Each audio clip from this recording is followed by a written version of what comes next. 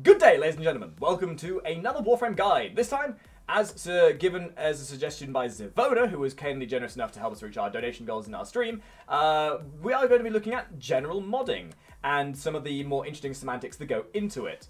Now, before we get started, please do check out my social media that are linked in the description below, as well as all the other good links like that as well. Keep up to date with everything we do. There's also going to be a 1,000 Platinum GLEAM giveaway link down there as well. So if you want a chance of winning some Platinum, as my little way of saying thank you for being part of the community and tuning in and really making my YouTube an awesome start to what we've done here. Do give that a look if you would like to. So, first things first, we're going to take a quick look over the basics of a frame and modding it. This is going to be specific for frames. There is much more depth to modding weapons, and there's a lot of difference between the two. We will briefly go over weapons, but this is going to be a general guide on how to get the most out of your frames and general things to look for when modding. So the first thing you want to do is look at your mod slots. You have a stance mod, you have the Excellence slot, and then you have all your 8 regular mod slots and your capacity. We're going to ignore arcanes for the time being, as those are something that would be for a different video. Your capacity is basically what's going to dictate how many mods you can put onto a frame. And there are certain ways you can go about to improve this. You can install a Orokin reactor to double the capacity of your frame. These can be purchased from the marketplace. You can get them as blueprints from invasions, alerts, and sometimes special events. So trying to get these whenever you can is very, very vital. Alternatively, you can just buy them for platinum as well, but that's sort of your prerogative. Now, your frame will always start out at level 0, and it will have a very minute amount of capacity. As you level your frame, the amount of capacity you will have will go up to 30, until you reach level 30, where it will just have default 30. And once you put the Orokin reactor on, that will then subsequently go up to 60. Now, you can do one last thing to improve the amount of capacity you have, and that is to put a stance mod on. When you equip a stance mod into your stance slot, it will give you a small amount of bonus capacity. And if you match the polarity of the stance mod to the polarity of your stance slot, then you gain double that as well, taking you up even further. So for example, we did this here, we put that on, that would take us up to 44, and then we put on the Orokin reactor, and that in turn takes us all the way up to 74. 74, as it stands, is currently the max you can get on a frame. Moving on, we're going to take a quick look at the polarities. Now, every mod slot has a polarity. It'll either be unpolarized, or it will have one of the polarities that are listed above your mods. You have the Madurai, you have the Vazarin, you have the Naramon, and then you have the Zenuric. Now, when you match up a mod to the same polarity of the mod slot, you end up using half the overall capacity. So if I took energy conversion here, which is 15 initially, and put that on there, it then only costs 8. And it will always round up to the highest amount closest, not the lowest. So say for example, if I had a 14 slot there, it would still go up to 7, 15 goes up to 8, so forth, so on. Now, adverse to that, if you put a mod slot in the incorrect polarity, so for example, I put this Madurai polarity into the incorrect polarity slot, then it's going to give me a negative amount. It's going to cost more to put that on. So this is where the importance of modding correctly comes into play. Now, there are some very important basics that come with modding. There are certain baseline mods that you definitely want to get, and I'm going to sort of give an explanation how to get these in a moment. The baseline mods are things that will increase your power strength, your efficiency, your range, and your duration. Now, Intensify is your power strength mod, Streamline is your efficiency mod, which is here, and then you have Stretch, which is your range mod, and then you have Continuity, which is your duration mod.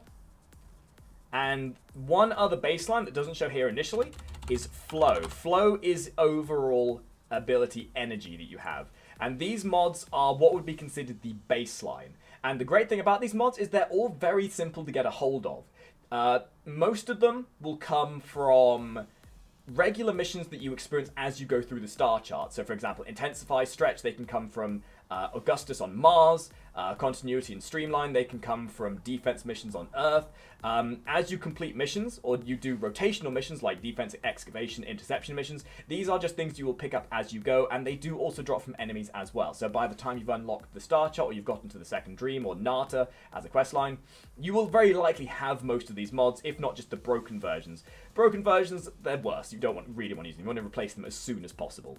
Now, although this isn't specifically modding related, when it comes to modding, you always want to prioritize the stat that is going to affect your frame the most beneficially. So for a frame like Nyx, for example, you're going to want to take advantage of the fact that a lot of her abilities are power-based and range-based. So if we take a look at her abilities, you can look over each one of them and see which one has duration, damage, range. So you then mod to boost those elements. Now, there is one little thing about efficiency that you never really see. Efficiency is going to determine how cheap your abilities are. So modding for efficiency will reduce the overall cost of your abilities. Duration just makes them longer or last for longer at times. And duration also lengthens the channel time. So putting duration is a secondary form of efficiency as well. Range obviously increases the range and the potency that your abilities can hit from. Strength just increases the overall potency of your damage abilities or the actual amount of a buff you would gain. Now, efficiency has a bit of a niche to it. You can only go up to 175% efficiency. And there are two mods in the game that will give you efficiency. Fleeting Expertise and Streamline. Now, when you have two fully maxed Fleeting Expertises, it would technically take you above 175% efficiency. But what you can do is if you take a Fleeting Expertise that is one level below the max and a Streamline that is one level below the max, it still gives you 175% efficiency. And you don't get the extra negative from a fully leveled Fleeting Expertise, which would then be the 60% minus ability duration. And you then save on capacity, which is then going to help you mod more effectively. And that is all that modding is about. It is about effectively modding to make your frame as efficient as possible. Another type of the other types of mods to look out for are the survivability mods. So these survivability mods are usually all the way down at the other end of your mod table. These are things like Vitality and Streamline, if I can find them. There we go. So we've got Vitality, which is your health mods. And again, much like the baseline mods, these are very easy to come by. However, they are very expensive to level. And we'll cover leveling shortly. But when it comes to modding, my recommendation is to always get health and armor, as these things will be beneficial to each other. Shields, which is redirection, this is you may be tempted to get shields. It's actually very not advisable, as shields can be nullified and they don't benefit from armor, so they just get taken away at the same amount every single time. Whereas health, the health is going to be if you get dealt damage, the damage is mitigated by the amount of armor you have, so they work in synergy with each other. Now, as I said earlier, there are hundreds of other types of mods that range from utility mods to just random guff like loot detector or whatever else like that. These things I'm not going to recommend you use, as it is down to your prerogative as to whether you want to use them or not. There are certain situations where they can be useful, but these are the mods that I've just mentioned are the ones you definitely want to look at. Baseline mods should always be your priority if you want to see guaranteed results and guaranteed changes in your frame and the way they play. Former. Former is a time gate. Former allows you to change the polarity and thus increase the efficiency of modding your frame. So as you can see, some frames will start with certain polarity mods on them already. For example, here we have the Naramon and the Madurai on there already. But if I wanted to get more on there to allow me to make better use of my capacity, we can use what is known as a former. Now, applying a former allows you to change a polarity slot of a non-polarity mod slot or an existing polarity, so you can change them around if need be, to then get extra polarity onto a frame or a weapon. And you can do that as well for the Exla slot and the Aura slot. Doing this, however, will reset the level of your frame. And bearing in mind, resetting the level of a frame does not give you bonus mastery for leveling it again, just in case you're wondering. So that is then on there, allowing me to get bonus capacity, because there's now less of a requirement to put that Madurai mod on there. Now, the one other thing to mention is the Exla slot, which I kind of skipped over because I'm an idiot. The Exla slot is a very useful thing. You need Exla adapters, and much like Former, much like Orokin reactors, these are either obtained from alerts, invasions, You can occasionally get blueprints from sorties. You can buy them from Platinum for the market. These extra slots are not what I considered mandatory, and they're not exactly something that you will experience much of in the early game, but I want to make you aware of them as to what they are used for. The extra slots are generally considered as utility, and they are also used as the lure mods that you get from the lure puzzles, which again I'll explain more about later. These are things like rush, things like movement speed, loop detector, things that will benefit you in a non-primary way unless you get the very specific mods, things like toxic flight and all that kind of stuff. Now, for the second half of this video, we're going to take a look at the Foundry. The Foundry is where the magic happens. This is where all of your mods will gain their potency and where a lot of your intricacy of your modding will happen. So, first things first, in your Foundry, you have all these tabs at the top.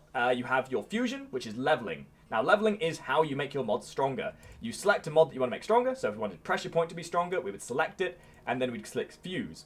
Now, fusing a mod will take it from its baseline, and then slowly level it up to full, costing more endo and more credits every time you level it up, and every time you level it, it will cost an X amount more than the previous time, then times by a certain percentage. So, leveling it for the first level costs 10 endo, and leveling it to level 2 costs 30, so it's scaling further and further the higher you go.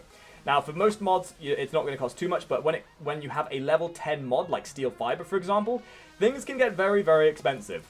At level 10 of a new mod like this, it's going to cost you 10,000 endo to level something to full, along with 500,000 credits. That's pretty damn scary. There is a certain thing you can look for called Legendary Cores. Legendary Cores, in simple, are a item that you can get from the sorties, which allows you to level something to max with no cost. They do cost platinum. You can buy them from players if you need to. Are they needed? Nope, but they are quite useful if you can get them. Beyond leveling, you then have transmuting. Transmuting is an extremely useful way of recycling unwanted mods.